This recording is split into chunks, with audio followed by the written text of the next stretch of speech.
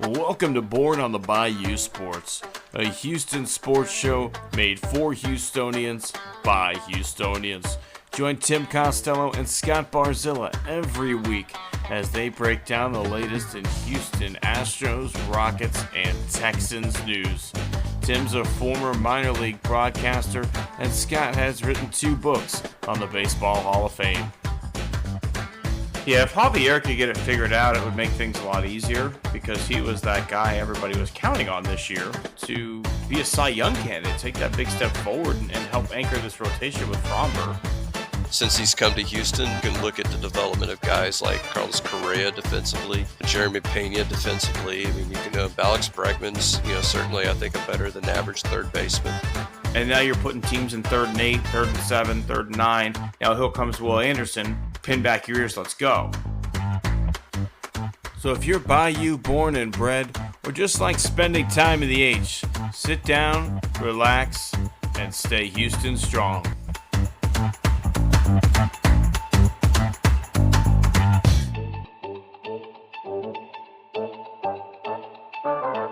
Welcome all my friends to the show that once again is back on a Wednesday. We've been off schedule on calling audibles here a lot lately, Scott, but we're back on our normal day, our normal time. Feels good to be back in that time slot.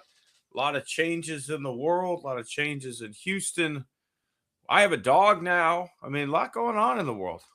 I was bouncing. Yeah, we were bouncing around, and I think some of the conversations we have off air are sometimes more fascinating than the ones that we have on air. So, not a great line for the show there, but I get it. But so I want to bring some of the audience into a conversation we were having. I've heard this story before, but I want our listeners to have this story, and so I want to ask you the best sporting event that you've attended, including the amenities and all of that.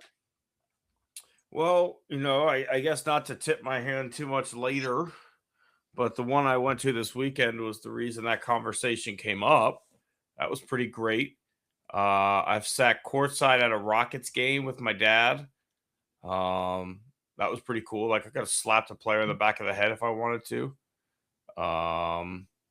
Astros, I've been in the Asperity Club for 2017. That was all you can eat, all you could drink. Call it like all the famous people were in there. It's got to be that one. It's got to be the Astros one. Just because the weight of the game that was there. I mean, it was a playoff game, a championship series game. The first time we'd been to the ALCS. And it was against the fucking Yankees. So I'd say that one. So, I have a couple. So if I stick with the Astros, I did sit in that diamond level, seating where the Bushes used to sit in the dome. Had a waiter come down, and I watched a Darryl Kyle. I don't know if you, I don't know, you probably didn't watch him pitch, but I remember Darryl Kyle. But this was before Colorado, so this was in that year. I think this was '97 when he was really, really good. That first year we went to the playoffs. I'd never been to a playoff game for the Astros. That's kind of sucks, for me. So the best single game I went to, Game 7 of the Western Conference semifinals against the Phoenix Suns with Barkley there. This is the first championship. And not only do we beat the Suns, but Barkley gets tossed. So that was that was an absolutely wonderful game. You mentioned sitting on the court side. We did get seats the first row right behind the bench. So that was kind of cool. Kind of seeing the comings and goings there. So, lots of good sporting events over the years. I've been really blessed as I think through some of the events, both sporting, rodeo. You mentioned, I'd say rodeo is a sport. Some of the Reliant Club opportunities I've had at Rodeo Houston have been unbelievable. Concerts, man. You've heard my stories. The last 2 that I've been to, where my aunt likes to buy herself very good tickets and then cancel trips at the last minute, and I've been the benefactor of Journey and AC/DC. So Um, I've had some great seats at some great venues. It's tough to really choose one. That courtside at the Rockets was cool because we had a waiter there too. Um, and I love going to basketball games. Like, I think there's something different about watching a game live than on TV. Like, you can really see the sets a lot more. Like, you can see like on TV. I don't know what it is. You just don't really see the offense the same way. Um, so courtside was really cool, and you forget how fucking big those guys are, dude, until you're courtside and you're just like you're a Oh, yeah. fucking giant. Now the one that got away, Tim, I was in attendance for the Buddy Ryan game, and you know when I say the Buddy Ryan game, you know exactly which one I'm talking about. I at the Oilers, I'm sure. I'm not sure. This is the one where he punched Kevin Gilbride on the bench. Oh, And gotcha. since we were in attendance, we didn't get to see it happen. And that's not one of those things that, the people at the Dome were gonna put on the Jumbotron. Sadly, So no. I've been at two. This is now the second final week of the season game for the Texans I've been in a suite in.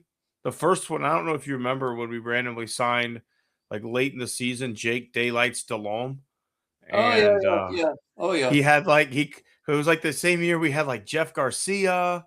And so like Jeff Garcia gets hurt in the last game, and fucking Jake Delhomme came in and he lit it up for like 200 yards in the second half. And like we go for two on the final play, and he hits it. We go like 6-10 or whatever it is, right? But the fucking place is going crazy. And I had like all you could drink Shiner in the suite, and I'm just fucking hammered. This time is a little bit different. We did walk like a late win, but I had all you could eat ice cream and cake and candy and all this other stuff this time. There were drinks, but I was more focused on the food. But yeah, it was spectacular. The last week could be really fun. It was cool to see some of those guys play, but it sucks it didn't work out in our favor with Tennessee. I'll get to We could that. talk about that later. I'll get to that later. All right, Tim, let's get this thing rolling. Let's start with our Houston Texans, Scott. They are headed to Pittsburgh. It's going to be cold. It's going to be windy. You're facing a Hall of Fame quarterback, and you're facing TJ Watt. I still like our chances. Yeah, I think overall it's hard to, you can never count them out, right? It's a road game. You never know what happens on the road, but nothing in the Pittsburgh's offense really scares me that much. I have to agree with you. I think they will have DK Metcalf back, so that will be in their favor, but he's going to have Stingley on him for, every snap that he takes. Then on the other side, their leading receiver this year, even with DK available, is their running back. So obviously a dual purpose guy, but it just shows you the inconsistencies they've had at the wide receiver position. The guy who caught the game-winning touchdown, Austin, that was his first touchdown catch in his career, and I think one of like a second or third start of his whole career. So not a lot of experience there, but also sometimes that works in your favor. You don't know how nervous to be. You don't understand the situation, but the way everybody was reacting, this to me kind of looks like Aaron Rodgers' last ride. I don't know about you, but I watched that game, and the way the sideline reacted and his reaction and Tomlin with him, it really seemed to me like this is Aaron Rodgers' last ride. So that part kind of scares me a little bit of, the old gunslinger getting back in the playoffs one last time, right? The way the Peyton Manning, even beat up as he was, he fucking guided that team to a Super Bowl. So if you want Aaron Rodgers to be a guy who throws for 200 yards and doesn't turn it over, that's a tough guy to beat when it's Aaron Rodgers, right? Like, hey, I don't need you to air it out. We're going to play tough defensive football. I need you to throw it 20 times, get me about 200 yards, a touchdown or two, and don't turn it over. And you're asking Aaron Rodgers to do that? That's a pretty qualified guy to be that guy. I'm going to ask a question, but and I'm just going to say this, but then I'm going to ask a thought-provoking, controversial question. But just with Aaron Rodgers, the only thing that I think is working in our favor is the one thing that I think has burned the Texans more than, actually probably almost once a game has been that odd 30-yard scramble from a quarterback. We saw Baker Mayfield do it. We've seen, almost every quarterback do it. I don't see Aaron Rodgers ambling for 30 yards. He hit him for 20. He hit the Raiders for 20 in a game just Yeah, last week. but if he's a statue, it's going to be Sadie Hawkins Day. I mean, he's still fairly mobile, Scott. Like I've watched a fair amount of their game just because they're on prime time all the time because they have Aaron Rodgers, and that's just what happens on ESPN. So yeah, the guy can still move around a little bit. They didn't have a ton of offensive talent, I feel like. And they kind of asked him to be a guy who limits the turnovers and let the defense win the game and grind it out. And he's been able to do that. I still think the Texans are in a good position. Even if you look offensively, we have more weapons than they do, right? If the Texans can run the football, which by the fucking way, British Brooks should get some playoff carries. All right. That man runs with fucking reckless abandon and authority. We've had trouble in short yardage all year, and we had fucking Brandon Jacobs sitting on the bench for Pete fucking sake. Hey, you're a fullback. Get the fuck out of here. Anyway, if we can run the ball in playoffs, I think weapons-wise, Pittsburgh's going to have trouble matching up with the combination of tight end and two wide receivers on the outside that we have because Higgins has really come into his own. And obviously, Nico Collins is a fucking playmaker. All right. So here is my controversial question because you mentioned Derek Stingley on DK Metcalf. Given what you've seen this year, and only what you've seen this year, would Kamari Laster actually be a better pick? Possibly. He's bigger. He's more physical. Still a fantastic man coverage guy. I have no problem with that strategy, Scott. And then maybe you put Stingley on Gainwell coming out of the backfield and shut that down. He's also he's an excellent zone corner from, when you look at the ratings too. So that would open up that as well. You mentioned we don't play a lot of zone though. I feel like we line it up and play man and say, let's go. I feel like though, so if we just sit there and say, which I don't know, I'm not even conceding this, but let's say DK Metcalf and Nico Collins cancel each other out. Who's got the better weapons other than that? That's my point. It's the Texans. Yeah, it's Texans. I mean, they do have some nice tight ends. Freiermuth is a good, and so I could sit there. Freiermuth is fantastic, but I think Schultz and him are a push. So and then who's your number two wide receiver? Because I think Jalen Higgins has been a godsend the last half of the season. He's not playing like a rookie anymore. And probably your third wide receiver, and I shudder to say this, it's probably your Xavier Hutchinson. Yeah, he's been wonderful. So that's kind of odd, sit there and certainly not Christian Kirk. So I feel good about it. I think our defense is going to hold them under 20 points. So again, you get to the point, can you get to 20? Can you get a defensive score or can you get a turnover deep in Pittsburgh territory, get an easy 7? Of course, no 7s are easy unless our defense is carrying it over the goal line. But, can you get an easy 7? And I think offensively, it's just, we get those periods where it's like usually the second and third quarter where things just kind of bog down for whatever reason. But you know what the score has been in the first quarter for the last 6 Pittsburgh Steelers playoff games? 0-0? No, they are 73 points in the hole. They are 73-0 in those 6 playoff games, which they've all lost. But they haven't been a good team in probably 5 of those 6, right? Like they'd win the division at 9-7, limp into the playoffs with Mason fucking Rudolph, and then get ass blasted. What are they this year, though, Tim? 10-7, limping into the playoffs in a weak division. But the only difference, Scott, is they have the quarter. How many times? I mean, the Giants 2 separate times limped into the playoffs in a weak NFC East, and then you had a Hall of Fame quarterback in Eli Manning go on a fucking heater. Yeah, I mean, the Joe Flacco went on a heater in the playoffs and took a team that no one thought was a Super Bowl team to a trophy. He has a Lombardi because he got on a heater. Any of these guys can go on a heater at any point and take a team. You know that. yeah, I'm not discounting that. I'm just saying.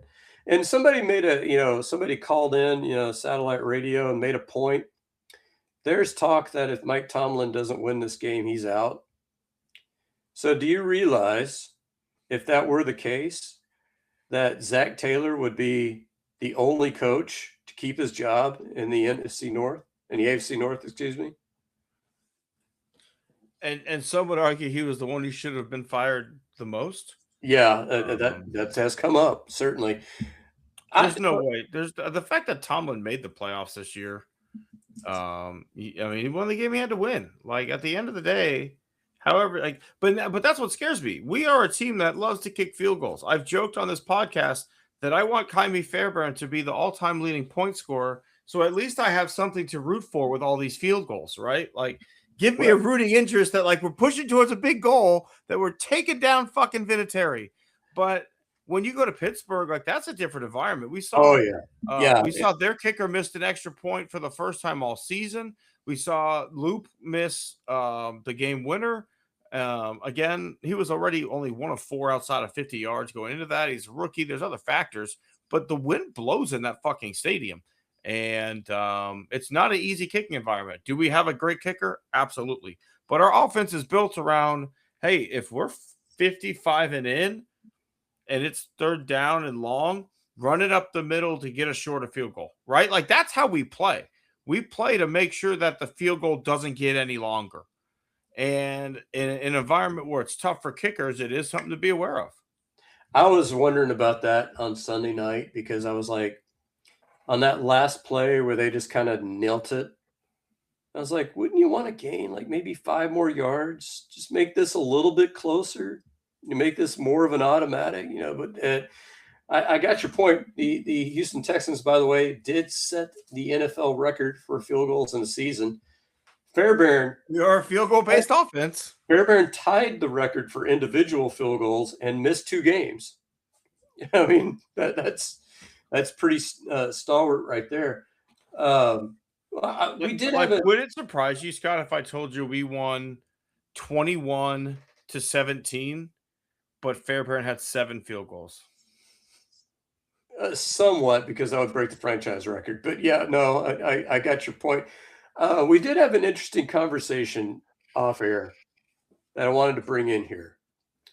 That when the Ravens released Harbaugh, which I don't know if that's the right decision or not. I'm kind of 50-50 on that. So you were talking about who are some teams that should think about letting their guy go who haven't yet. So I wanted to bring that conversation back here on air. So I think that's kind of an interesting conversation. No, I agree with you. And there are certain teams that I think should fire their coach now that Harbaugh is available.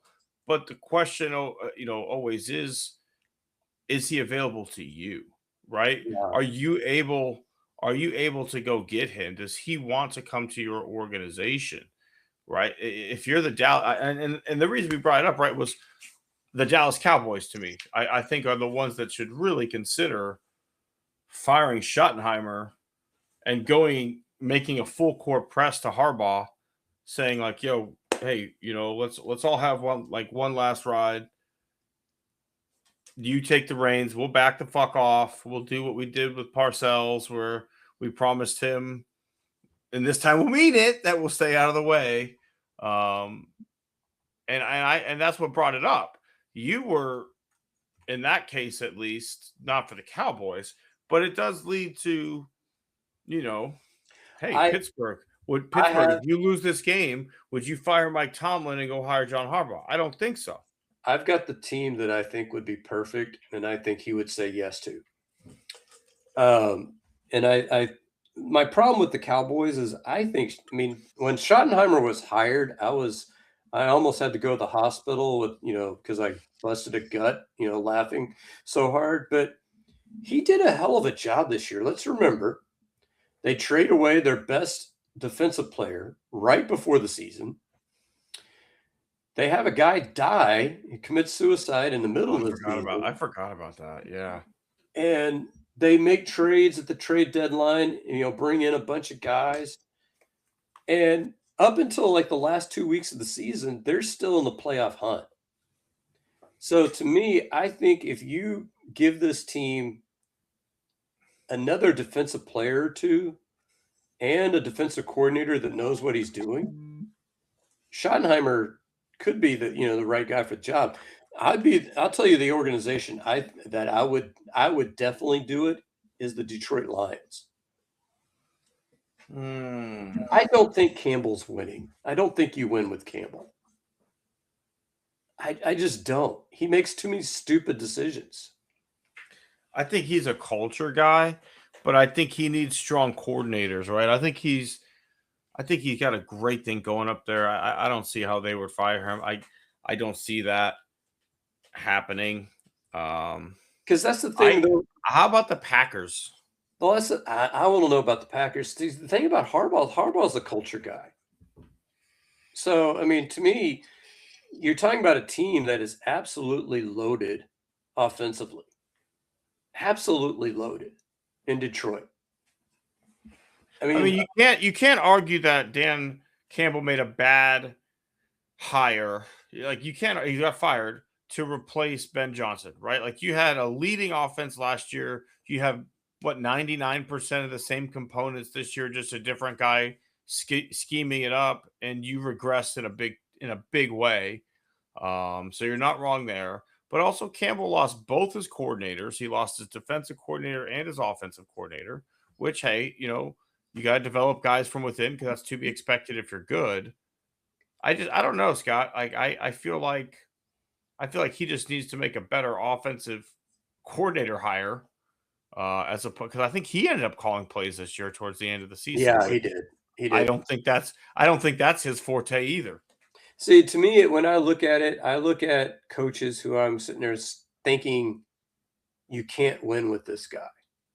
That's kind of a gut thing. And to me, I think LaFleur can win in Green Bay. The one that I would fire, who we've already mentioned, is could you imagine him in Cincinnati with Joe Burrow? But the thing is that if I'm Harbaugh, do I want to go to an organization that's notoriously cheap? Yeah, they're cheap and they're in fucking cap hell, and they're about to lose their best defensive player.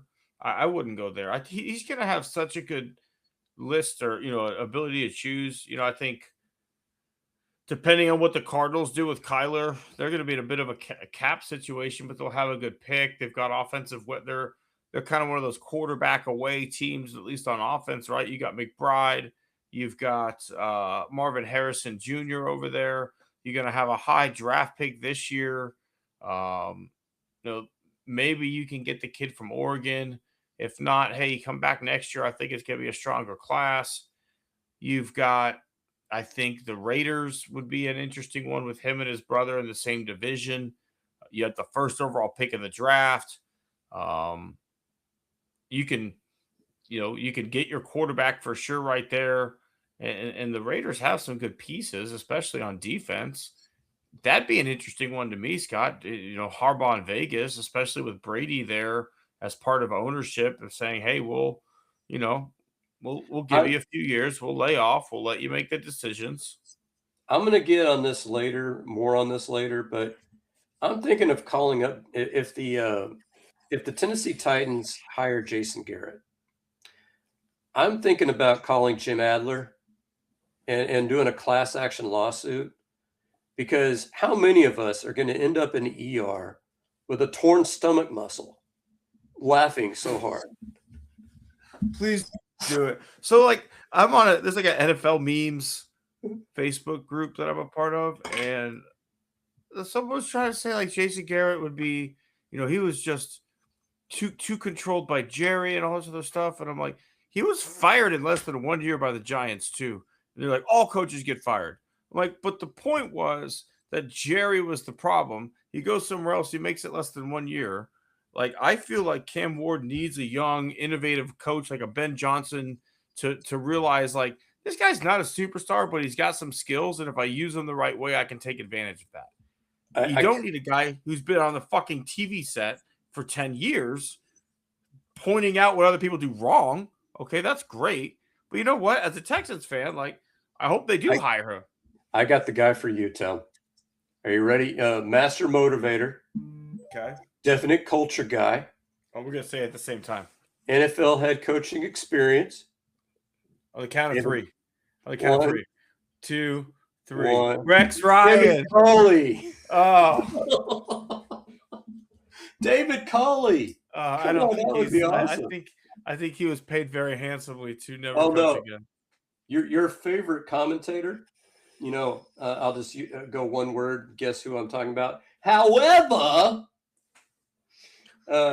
he should get a job somewhere. He said that Rex Ryan should be the next defensive coordinator in Dallas. He actually said that live on air and was not joking. Please. I would be suing. I'll sue Steve. I'll sue. No, do you understand? Like, sadly, though, the people here would get so amped. Like, they literally would be like, fuck yeah, we them boys, baby. We them boys. This is the year we got Rex Ryan calling defense. Let's go. All right, Tim. I would literally, like, the moment it drops, I would see someone run down my street yelling, we them boys. All right, Tim. You had a secondary opening question. I think this is a good time to kind of transition to that. So I do. So we didn't ask at the opening because it is Astros related. Since signing with the Astros, Amai has had what I think has to be the grandest entrance in Houston sports history, right? Like, he does his press conference, talks shit about the Dodgers, right? So everyone's like, fuck yeah, let's go. He just like, let's go H-Town, throws up the H. People are like, this guy's awesome. Then he goes to the Houston Texans game, does a wave to the crowd. Everybody's amped. He's in Jim Crane's suite. The whole fucking place goes crazy. That game ends with a fucking last-second field goal and then a walk-off fumble recovery for a touchdown. Unbelievable finish. Then he makes his way to the Rockets game. Again, hey, welcome to Houston. He throws up the fucking H. Everybody goes crazy. And then that game ends with a Kevin Durant fucking game-winning three-pointer with like 0.3 seconds left on the clock. So, Scott, my question is, has anybody had a fucking grander entrance, not only just in Houston, but to their new city or to America than fucking Amai has? No shit. Let's get this guy season tickets. Right? Like, this guy is soaking it up right now. He's just like, his impression has to be like, Houston is awesome. Like, people cheer for me everywhere I go. The teams are all winners. The weather is nice. Like, this place is pretty cool. Now, I don't know if you're, because, the hard question is, so I'm going to give you Imai or I'm going to give you JV. Who are you more geeked? Obviously we already know how that turned out, but, before the signings, which one would you have been more geeked with? Geeked, I think truly the word geeked, am I? But like, get that warm, fuzzy feeling on the inside because your fucking boy is back. That's JV, right? Like, to me, like, I know Amai is probably going to be a better pitcher next year. And I'm excited. I'm geeked to have this guy. But I still want Justin Verlander because he's our fucking guy. And I want him to retire as an Astro. Okay, so I'm going to give you a sobering stat here, Tim. Of the guys currently coming back, how many Astros pitchers pitched more than 100 innings at the major league level last year? Hunter Brown. Okay, and then Javier, no. No. I don't think Alexander reached 100 innings, did he? Nope. Okay, so then one. Burrows got to like 90 something. I think Alexander was about 80. You had some innings from Colton Gordon. You had some about fucking quality innings from Colton Gordon, Scott. 50 or 60 from Lance. It's rough 50 or 60 from Lance. Yeah. So the one thing I'll say about him is, when he was talking about the fact that because some people just assumed he'd go to the Dodgers, and he was like, screw that, I want to beat the Dodgers. That's the kind of guy you want. That's the guy I want. I want to saddle up to that. Mm-hmm. And it's probably a 1-year deal. So, that part of it is like, but you know what? You could offer him an extension, after that, and you could probably make it, maybe a 3-year extension on the last 2 years and make it a total of 5 and really, backload it. You could sit there and say, okay, you're getting 30 million a year for, those 3 years, 90 million plus, the 21, and then make it look like a huge deal, but not, blow a hole through your tax immediately. Yeah, I think there's wiggle room, right? Like, but also Jim specifically talked about, they had Kikuchi for a good run last year, and he said it specifically really opened up the market for Japan for them, both for a marketing perspective, but also pitchers seeing what they were able to do with his stuff and turn him into the pitcher that he became. Like, he specifically said what they did with Kikuchi had Amai interested in coming to Houston, which is really kind of exciting to me, that we're kind of at that acclaim of being able to do that on an international stage. But as he's partnered with Daikin, he has specifically said like he wants a Japanese presence to market with. Like, he wants this team to be international. I don't blame him, right? You see what Otani's able to do on a Japanese level, and then even take it back further, you saw what Yao Ming did for China in basketball. Like, everybody was a Rockets fan in the nation of China because he was their guy. So if you can, grow your brand by bringing a guy over who's going to help you win too, right? It's not just about, signing a guy to have him. It's about having another competitive ball player on your team. And let's be honest, right now at an affordable price, right? If he goes 15-7 with a 3.50 ERA, I'd say his salary is probably a bargain, right? Oh yeah, easily. And that's actually, and I did an article for Crawfish. That's about the median for Japanese pitchers in their first year. His stuff's going to confuse a lot of people in year one. Well, he's got the split finger, which, is pretty devastating. He's got 95 plus. Now, one thing I will say is you mentioned Daikin. I think that's a huge underrated part of this. And Daikin has already said, we're gonna market this guy, and some of those marketing dollars are going to come back to the Astros. Mm-hmm. And so that's huge. And then the other huge thing, you mentioned Kikuchi. Kikuchi did an interview in Japan where he broke down basically what the Astros did. And then that first meeting, he said that they told him, here's your pitching profile. Here are the pitches we want you to pitch. Here are the locations that we want you to pitch at. And he said that not only, was it obviously sound, it was really digestible. It was easy for him to understand. And so you noticed from the word go, there was no real adjustment period for him. He hit the ground running and was great, from jump. And, and the other guy I was thinking of, and it was too bad that he couldn't bank on this, but you remember Aaron Sanchez? Yeah. I mean, he hit like 6 no-hit innings and 1 start, and then all of a sudden, got hurt again.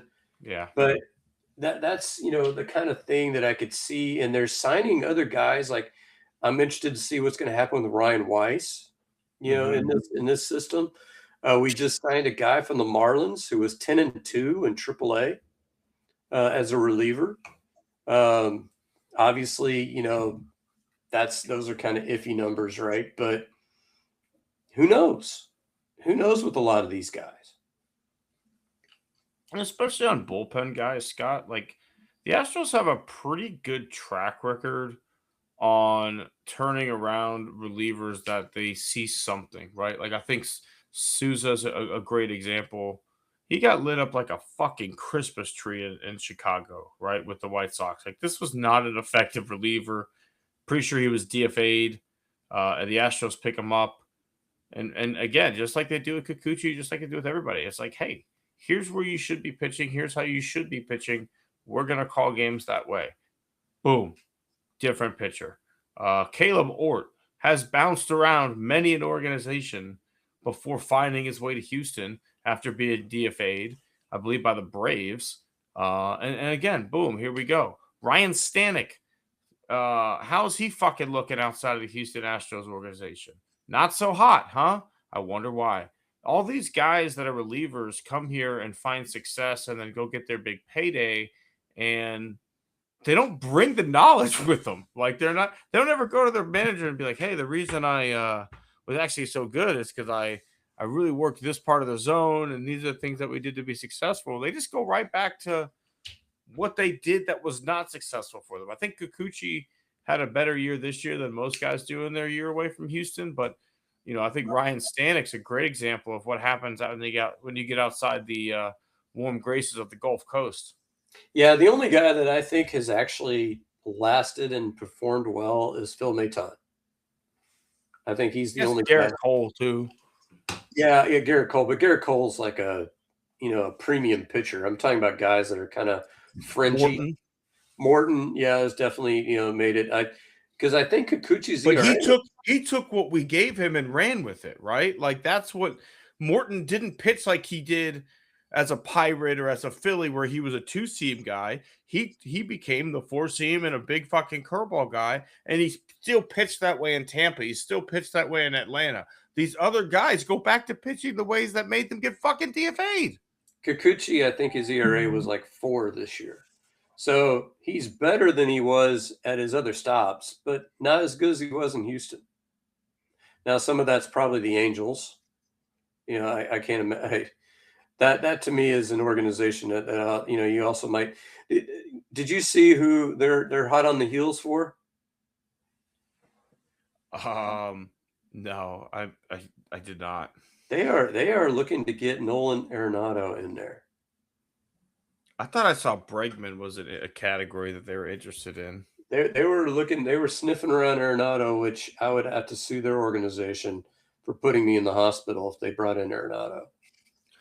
How would you feel if they brought in Bregman? Like, would that show to you that does it show you either one of two things?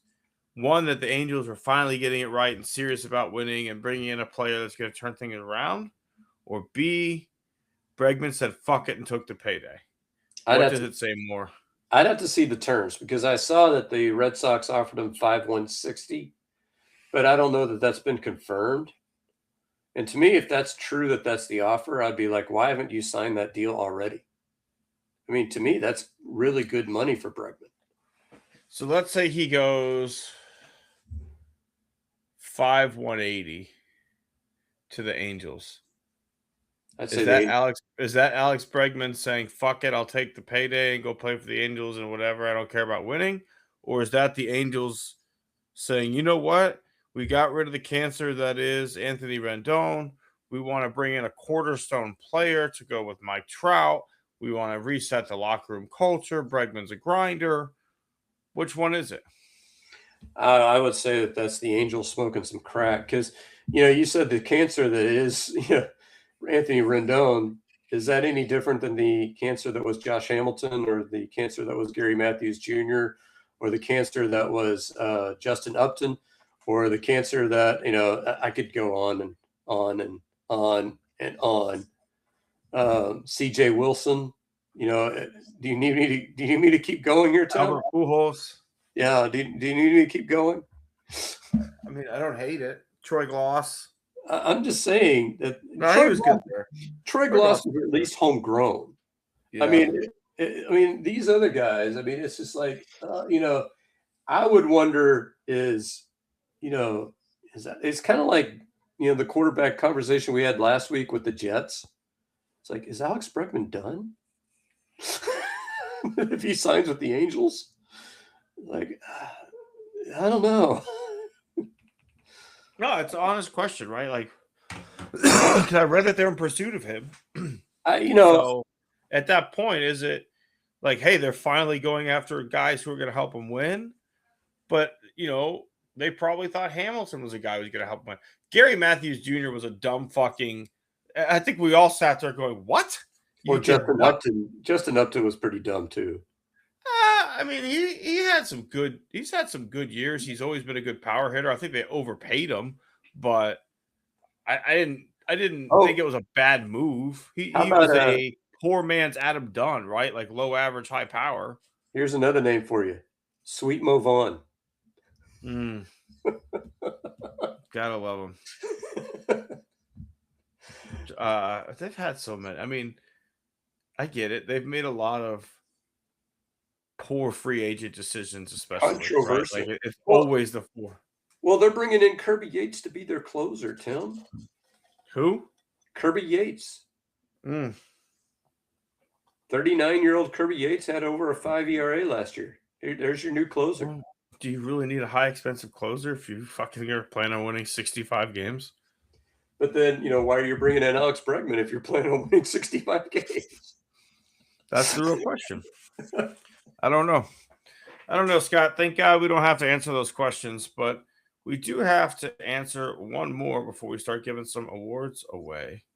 And that question is, even though the Rockets won, how much are they missing Alpi Sengun right now?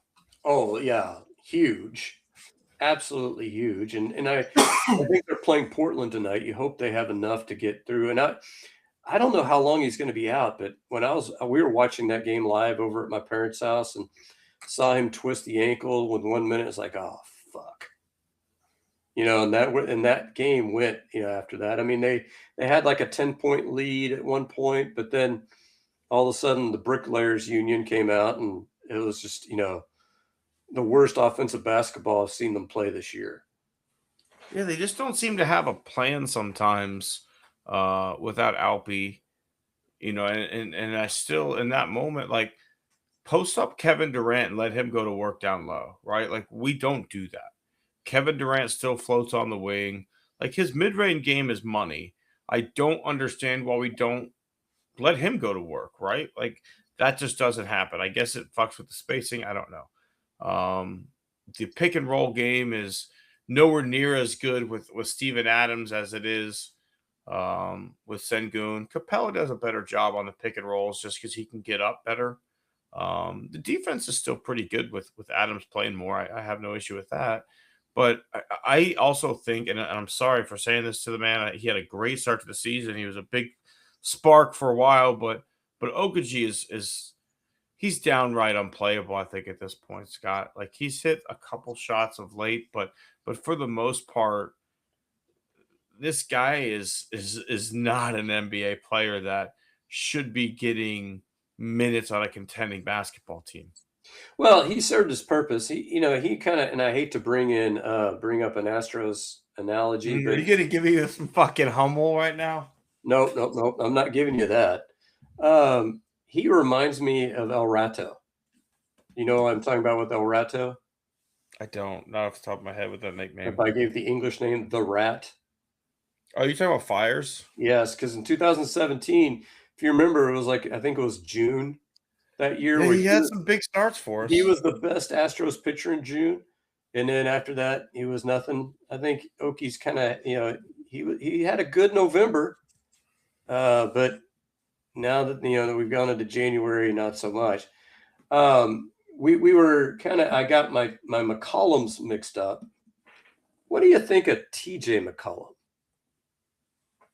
I mean, he's pretty serviceable. He's a good defender. He does the things that a white guy has to do to survive in the NBA, right? You play technically sound defense, you knock down open three-pointers, you rebound when you have the opportunity, and you don't turn the ball over. Well, he's a good floor general. He does those things. He's your guy that could give you 10 to 15 minutes. Of course, we had some more Facebook breaking news where the Rockets apparently had signed Chris Paul. So, I don't need to even bring this up because apparently we already have Chris Paul. So I'm just going to let that go. God, the one you sent me the other day was just pure slop. I was just like, I mean, it was clearly AI slop, and it was just like it's fake clickbait news, and it was so fucking bad. Like I was like, what did I read, man? Like it's clearly fake, but yet some people will be like, let's go.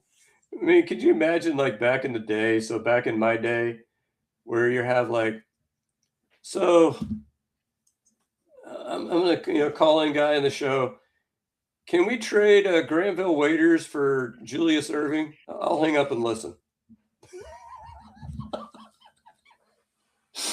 Hey, thanks for the vine, Romy. Long time, first time. War, mommy and daddy were just wrestling. Want to know what your thoughts were on the Astros possibly trading their whole team to get Ken Griffey Jr. I'll hang up and listen. Thank you. Yeah. This is why I don't allow calls. This is why more of me and less of you is a good show. Okay, I'm the fucking host, and you're not. No. We're not trading the whole team, Tim. They're going to trade us Griffey for Chucky Carr straight up. Hey, Rome, I want to follow up on that last caller there. I think Freddie Garcia would probably get the deal done. We really don't need to break the bank too much. Maybe John Halama, Freddie Garcia and John Halama for Ken Griffey Jr. I'll hang up and listen. Thanks, Rome. All right, Tim. Let's give some awards away, Scott. Who do you want to go pow right in the kisser to this week? And I want to say I nominated the Tennessee Titans, and this was even before they decided to interview Jason Garrett. What a shit show. What an absolute shit show. And here's what kills me, Tim. And it's not that they lost to the Jacksonville Jaguars, because I wasn't expecting them to win.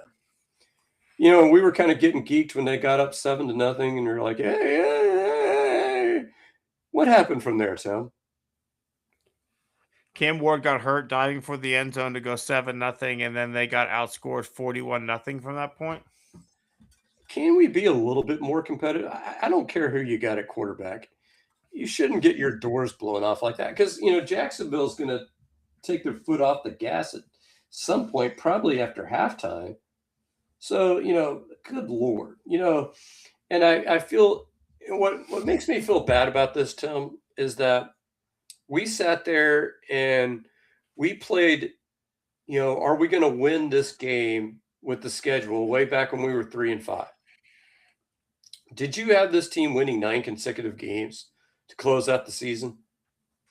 No, I think I had him getting to 10 or 11 wins, Scott. I think when we did it, I think I had him at 10. So we beat Jacksonville for that first win, and we still can't catch them because they win their next 8. And I'm sorry, but I you know, and so, yeah, I guess you got to sit there and say, hey, you got to win the games on your schedule. And we should have beaten them in Jacksonville. And, you know, had we beaten them in Jacksonville, 13-4, you know, are we the 2 seed? I don't know. It's a good question. But we definitely at least be no worse than the 3 seed. So Tennessee, and if you hire Jason Garrett, you owe us some hospital bills, because we are going to bust a gut laughing at your ass.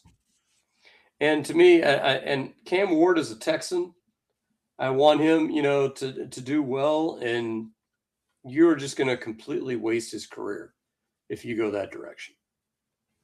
Yeah, no, he seems like a good person for all intents and purposes, and so I really think they need. Like I said it before, they need a young, innovative offensive coach who understands his limitations. Right? Like I don't think Cam Ward is the next Patrick Mahomes. Right? I do think Cam Ward does a lot of things really well, and if you have a coach who understands that and can utilize it and game plan with it and get him on the run on some boots and let him get outside the pocket and make some plays, yeah, I think he could win you some football games. He's a competitor. If you go get Jason Garrett, like, let's fucking go, let's go. I think they're gonna go 8-9, right? Like Jason Garrett's an 8-8 coach. They'll go 8-1 because that's just what he does. Because what kills me about that is, who Cam Ward reminds me of? He is granted, a more athletic version, but he's Jameis Winston. A more athletic Jameis Winston. Now, what happened to Jameis Winston? I don't know, because my wife's a Saints fan. Did you pay attention to what happened when he was in New Orleans under Sean Payton? Well, first he had fucking LASIK eye surgery that he desperately needed. And secondly, he learned a little bit more how to play quarterback. He matured a little bit. He was a backup for a long time. He got his chances to play. He gave great interviews, quite frankly. He's a wonderful sound clip. I mean, what exactly are you looking for here? Well, but I'm saying, like, when you got him good coaching, Sean Payton, he performed really well at quarterback. And so I think he's in the same mold to me. Cam Ward is like a Geno Smith, as a Jameis Winston. Although he's more athletic than those guys, he's kind of the same in that he's not going to carry a team on his back on his own. He's not going to be Patrick Mahomes. But see, would Patrick Mahomes be Patrick Mahomes without Probably not. Like if Patrick Mahomes goes to the Bears and Watson goes to the Chiefs and Trubisky goes to the Texans, right? If that's how it ends up going, who knows what happens, right? But like, let me give you a name because I disagree on some of the guys that you're saying. Do you think that he could maybe reach the level of success? You talk about athleticism, whatever.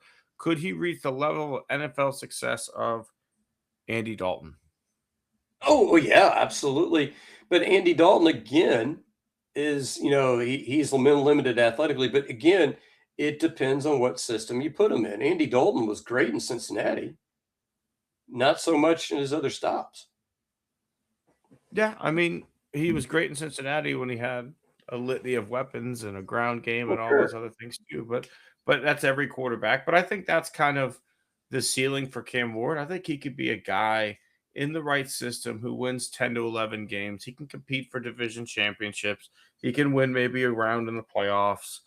But I think he's a competitor, and I think he at least deserves an offensive coach who understands what his skill set is and coaches to it and doesn't try and hammer a square peg into a round hole, a la Nick Caley. Yes, or Billy O. All right, Tim, who you got? So many choices, so little time, Scott. I want to punch the fireworks people. I don't get it. I truly don't get it. I didn't grow up, and our last show was on. We recorded on New Year's Eve earlier in the night, right? Yeah. So it got loud after that. And that shit gets old, man. I don't understand it. People start the day before, randomly during the day. Like, it sounds like downtown fucking Baghdad in my neighborhood at New Year's, on 4th of July, on all these other times. Like, to me, fire necks are like such a white trash thing to do in your backyard, right? Like, unless you're going to a professional show, what the fuck are you doing lighting bottle rockets off? Jason Pierre-Paul blew off fingers and like almost lost his NFL career from fireworks. And yet we still see videos of people fucking holding it and lighting it and shooting it into the air. And it goes on to like 2:00 in the morning. And I'm just over the firework guys, Scott. If I could literally catch someone in the act and literally pow them right in the kisser, it'd be pretty great. So tell you a little story time here, Tim. My parents used to have a condo in Trinity, Texas. Now, do you know where Trinity, Texas is? Is that central or in the hill country area? No, it's actually 15 miles outside of Huntsville. Oh, okay. So, in this condo, it was like a 2-bedroom condo. It wasn't anything spectacular, right? We used to, in our summer vacations, because my parents loved to save money, was to spend a week there. Because, we don't have to pay for lodging. My dad and I, there was on a golf course. The condo was on a driving range, and so we could play golf every day. And so when we used to go there over 4th of July, they used to do fireworks shows off the lake. But, the fireworks show is like shooting off one firework and you hear this, "Hey, Earl, I can't read the instructions. What are we supposed to do next?" And they fire off another one. "Earl, come here." And so, there was no grand finale because they couldn't fucking figure it out. And this is, but I remember my parents also had, and this was the dumbest thing that I've ever seen. So the Texas Hill Country, they had a condo there. So you know how dry it gets in the Texas Hill Country, right? I do. So we're sitting there watching these kids, and they shot a firework straight into the ground, and it starts a brush fire. We're just like, "Oh shit!" And so we cleared out of there pretty quick. Fortunately, I think they were able to get the fire out before it burned down the entire town. But if you read the news back then, that we were there. So when I worked for the Air Hogs, every Friday was fireworks. and the first year I was there, I wasn't the main play-by-play guy. I did like home games on the radio, and then the other guy did the video broadcast, and he did road radio, and then the second year was all me. So first year, like, I was the person who would be with the fireworks team after the game. I'd finish the game, I'd run down there with my walkie-talkie, and like we'd line up the start of the music in the stadium with the fireworks show, and it'd be like, "Okay, ready, go," and it'd hit it. So then, like, second year, I was able to pass that off. I was so thankful because it's like a fucking run out there, and then it's boring as shit as you wait for it to start. Well, like, I'm doing my post-game show, and the fireworks are going, and then, like, on the walkie-talkie, I hear, like, fuck, get out of here, everybody out of here. And the grand finale had, you mentioned brush fire. It had been dry in DFW, and between the stadium and there's like a paper factory behind us. There's a pretty big like area where we had like professionals and a firefighter team, and I get out there, dude, and they're fucking fighting a legitimate brush fire. It was everywhere. Like fucking smoke is just billowing.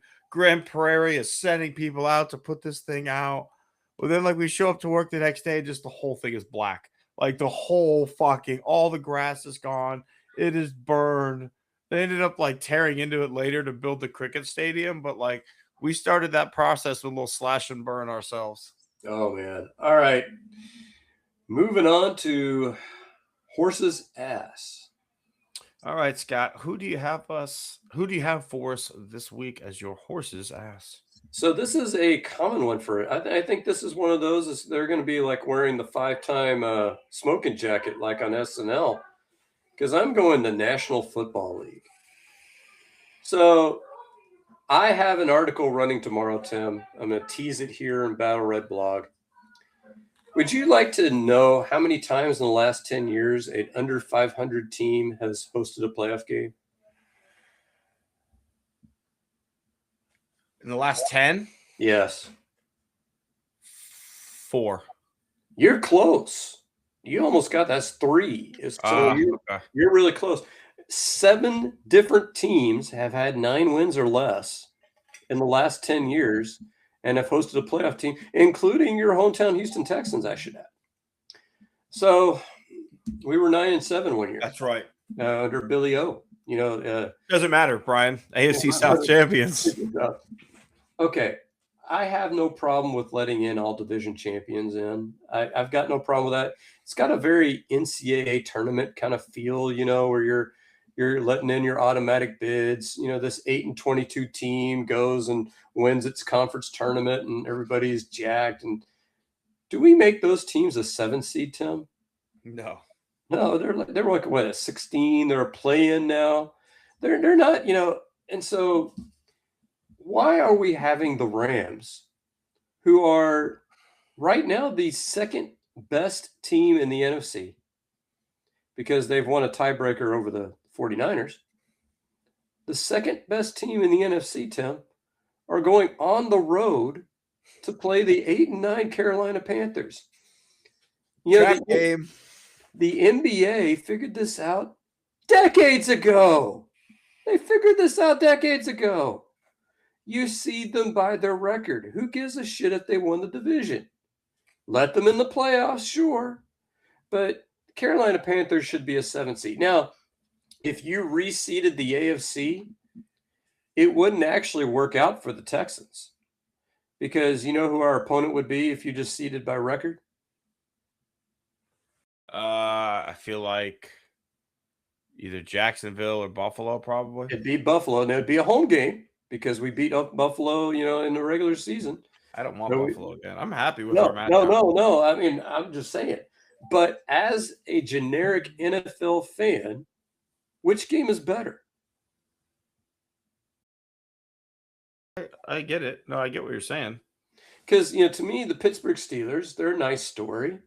They got in because everybody else in the AFC North sucks, including the Ravens. I mean, nice story. I mean, Aaron Rodgers gets another shot at the playoffs. That's fine. And let's say that they, somehow sneak and beat the Texans. Are they getting past the divisional round? I mean, maybe it's Aaron fucking Rodgers, man. That's the only thing. But to me, let them play. Let the Pittsburgh Steelers. They'll come in. They'll play the New England Patriots. They'd have just as much of a puncher's chance. But the Patriots deserve to have a weaker opponent than who they got going in there. They got the Chargers going in there. Chargers are a better football team than the Steelers. That's all. I don't disagree with you, but I mean, there's always a weak division, right? I feel like this is the first year you've had like truly weak divisions. Although the Steelers have 10 wins, like they are a 10-win football team. We have to give them that. But yeah, there's, as you mentioned, 4 times teams that under 500 have won divisions in the last 10 years and hosted a playoff game. Seattle won the one, right? The Marshawn Lynch famous run.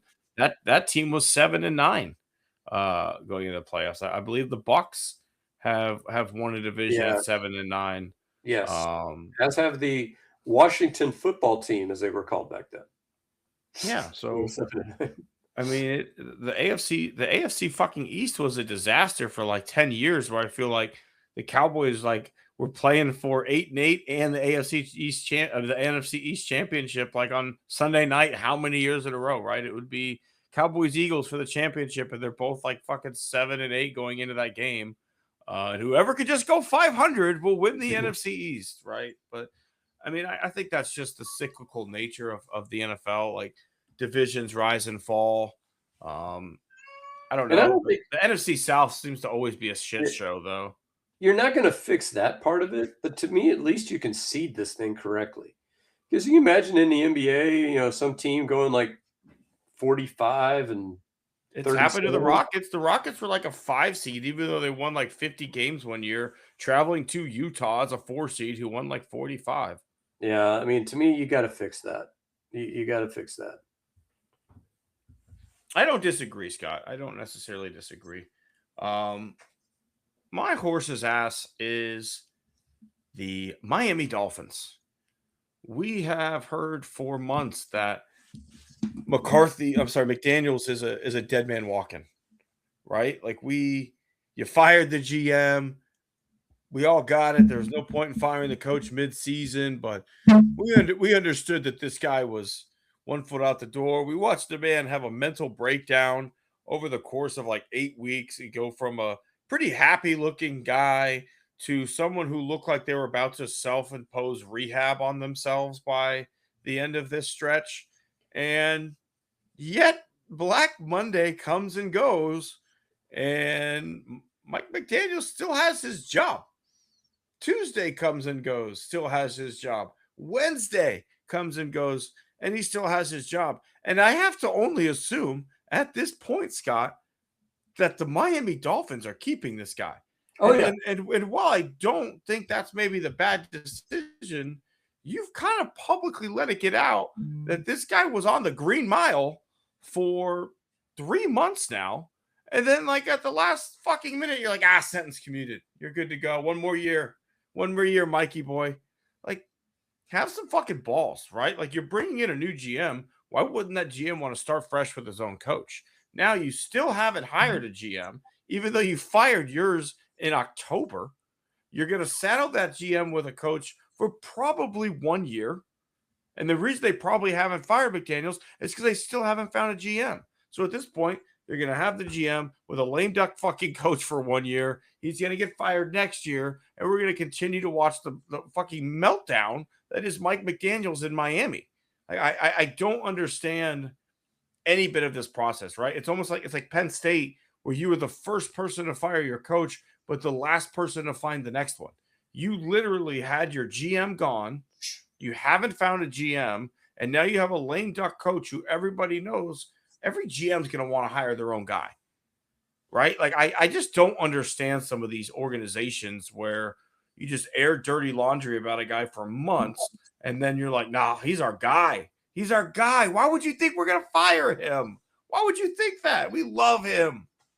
I think what they're doing with him, Tim, is I think they're Lovey Smithing him. And here's why. So Tua is not going to be their quarterback. Who's going to take Tua? I can't think of anyone. I think they're going to have to cut him and eat that money. So they're not going to get an expensive quarterback.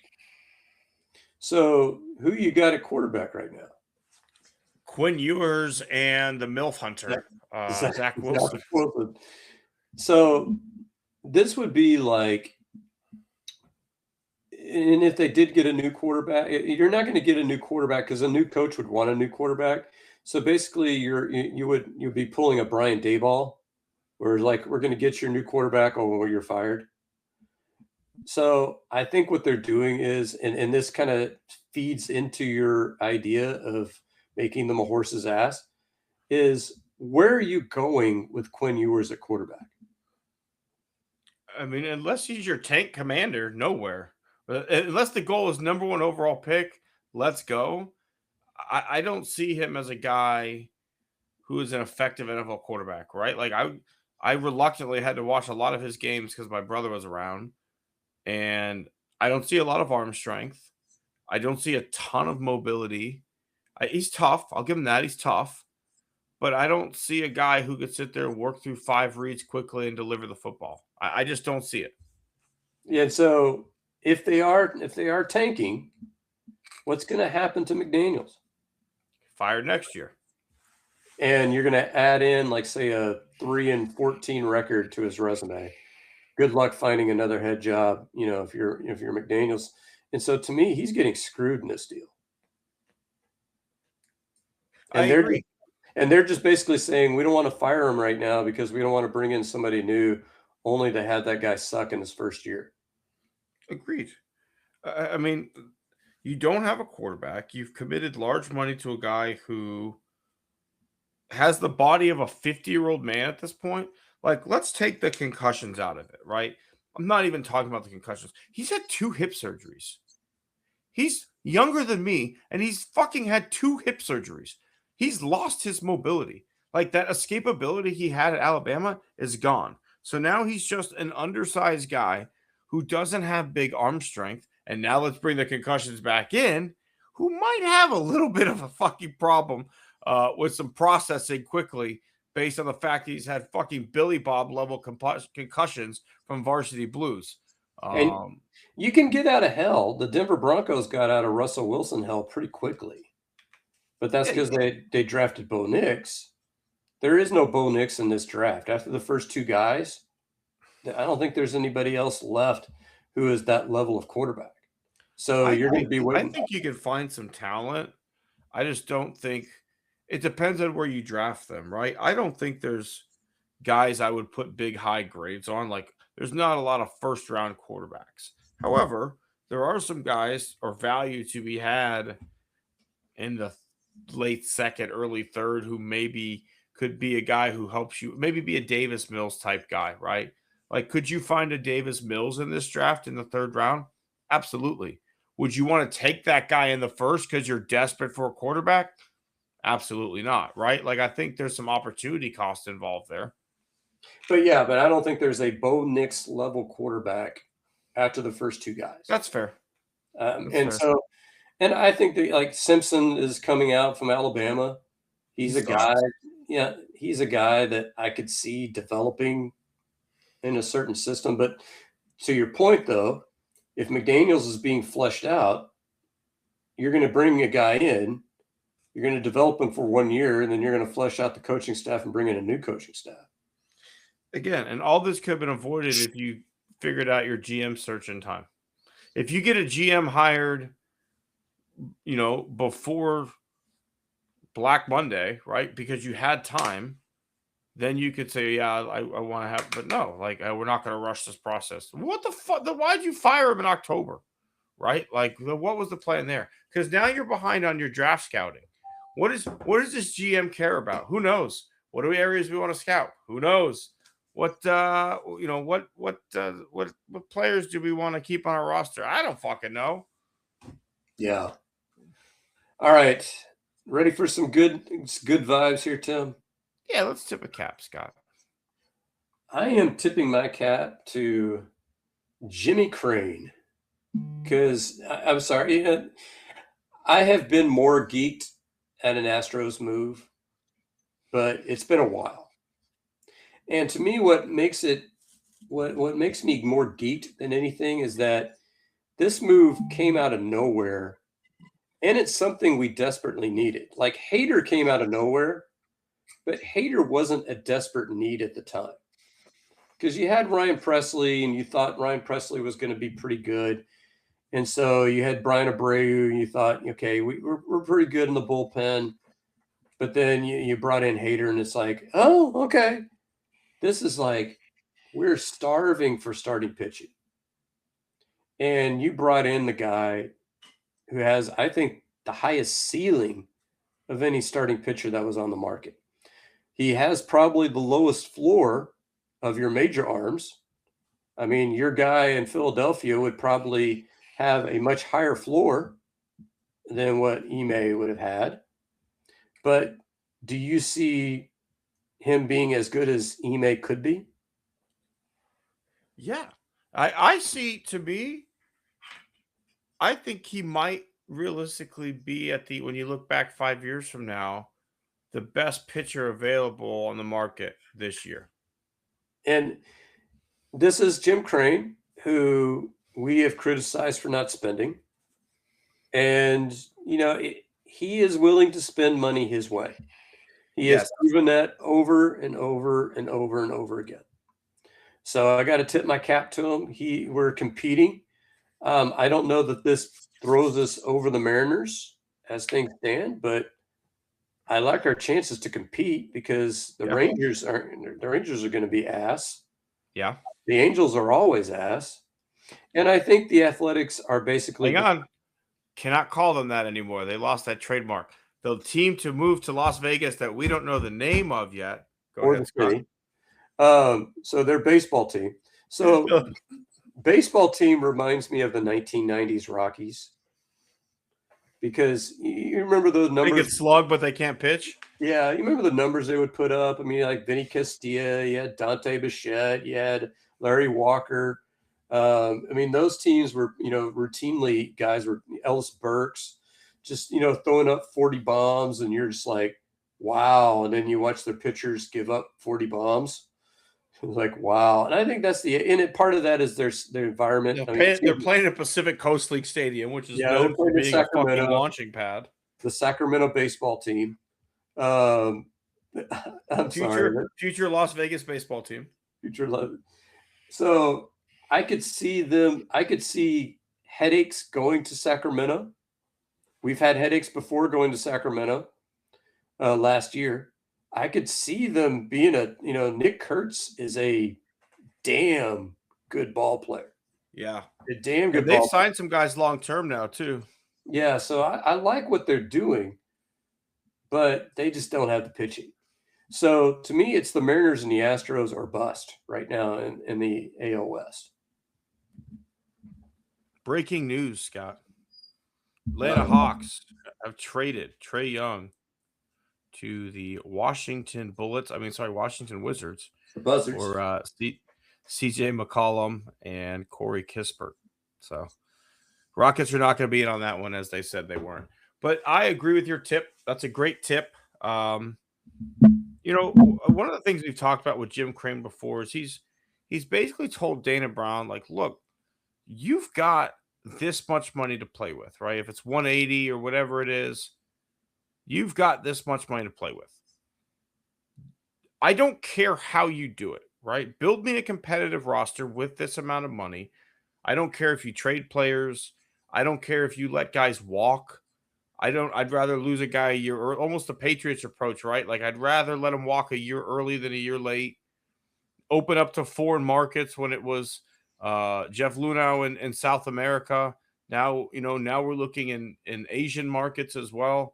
Like, hey, Jim Crane had, we opened an academy in South America, right? To better scout that area. The guy's always looking for a competitive advantage. And in the businessman and capitalist fashion, right? He's always looking for the best price. And I think when all things are said and done, if Amai is the guy that we think he can be, which we talked about, 15-7, 3.5 ERA, paying that guy less than $20 million a year, that sounds pretty good to me. If he gives me 180 really good innings this year and he costs me less than $20 million, how can you argue with that? No, I'm not. I'm definitely not. All right. Who do you got, Tim? I'm going to hat tip the Houston Texans suite staff. Because I know that's not an easy job, right? Like you're once a week, you're there to kind of wait hand and foot on a group of rich assholes a lot of times for probably not the best pay. But I will have to say that the woman who manned our suite was absolutely fantastic. She was so wonderful. She made the experience great. She was friendly. She took unbelievably good care of us. And we made all the food you could eat, all the my Sprite cup was never empty. My wife had a couple beers, a couple Diet Cokes. I mentioned the candy cart that came by. I told Haley, I literally felt like I was on the train to Hogwarts where like the treat thing comes by and there's just like so many different choices. But it was just so wonderful. They did a great job. I'm so thankful for the company that invited us out as that makeup after the San Francisco game fiasco. But at the end of the day, it was such a good time. And they did such a wonderful job of taking care of us. And I got to tell you, Scott, there's not a better seat in the house than we were sitting. We were right at the end zone. Great view of the field. The seats there are a little more comfy than the hard plastic in the rest of the stadium. And I could see why people do it that way. It is superior than any other way. We had our own bathroom. I didn't have to wait in line to go to the bathroom, dude. I felt my blood sugar spike when you were mentioning all the ice cream and candy. I went pretty hard on the candy cart. You might have been taking me to the hospital in that instance. But yeah, good call on that. Good hat. They work hard. They're staffed by Airmark, so they're not making a ton of money. I have a feeling that the people who own that suite probably take care of this lady because she's their attendant every week. So I bet they give her a nice tip at the end of the year. But either way, people like that make the experience for you, right? Like if she was pissy and didn't like her job, get what you want. It's different than someone literally just coming by every few minutes. Hey, would you like a little more Sprite? And it's like, yeah, sure. Okay. Yeah. Like didn't have to get up unless I wanted to go get some food or wanted a snack. So, it also like it's almost like being back at home watching a game, but you get the feel of being at the game because you have all this food, you have your own private bathroom, there's TVs there for replays. It's kind of the best of both worlds. If I ever decide to completely change my personality and become like a capitalist person who goes after those kind of things, I'm gonna buy a suite. There you go. All right, Tim. It's that favorite time of the week. Hit it. All right. So I'm sitting there watching, week 18 football on the CBS because I was not at the game. I had to watch it via CBS. So I'm seeing the promos that they're hitting pretty hard for 60 minutes. Now, do you know what the lead story was on 60 Minutes? What's it? The fluff piece about Marco Rubio? No, it wasn't even that, Tim. Dancing robots. Mm, mm, And I'm sitting there mm. like, Were they doing the robot? Like, they were to doing all Mr. kinds of. Roboto. Tomo arigato, Mr. That's how you bring the dancing robot out. You do Mr. Roboto. It was unfortunately it wasn't that entertaining. I didn't watch 60 Minutes because I was so disgusted. And I sat there and openly asked, everybody in the room, "Hey, is there anything else going on in the world right now that maybe we should cover? Anything at all?" And here's what sold it for me, Tim. They had a story on the Epstein file and they killed it again. I don't even think it made it to Canada, like the last story that was supposed to be killed, and you had pirate copies going off in Canada. And given the news today, and I don't know where you're going with your scumbag, but I'm sure you heard the That's where story my that. news is going. But to me, I'm going to cover the news then because we can be.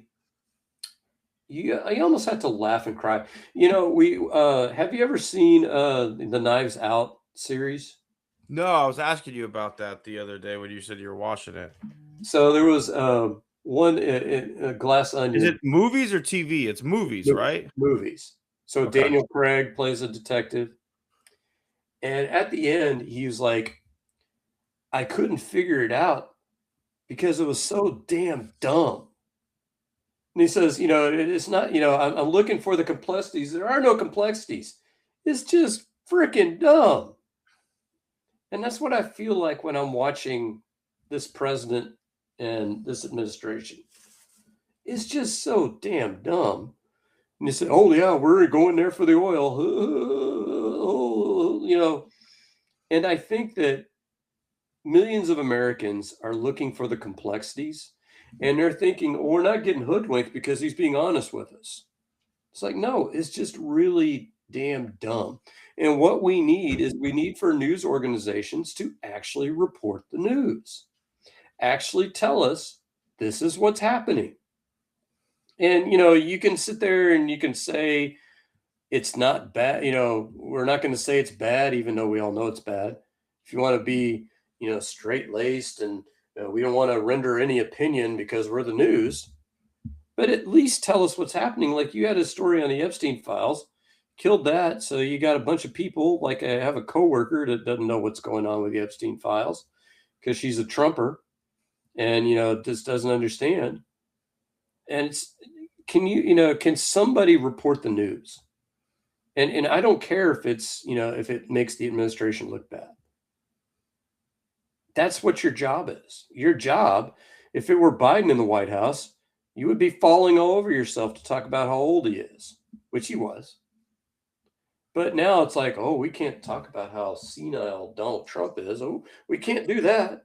We can't talk about his health. We can't talk about the fact that he says he's 6'3", 225, even though, you mentioned the receiver from DK Metcalf is also 6'3", 225.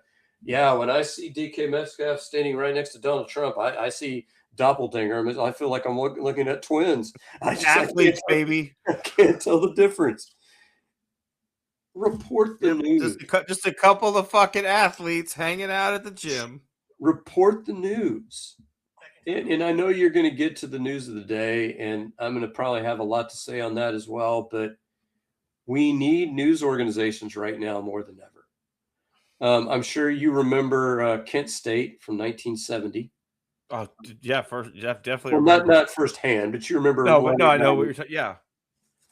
4 students killed protesting. Who they were throwing rocks, and so the soldiers said, "Oh, we got to shoot." And what kills me, Tim, is who was the woman that was killed. You know what her last name? You know what her She wasn't last even name is? protesting. Do you know what her last name is? I just saw something about her. Actually, it is. Hang on. Nope, I don't have it. What is it? Good. Good. My mother's maiden name is Good.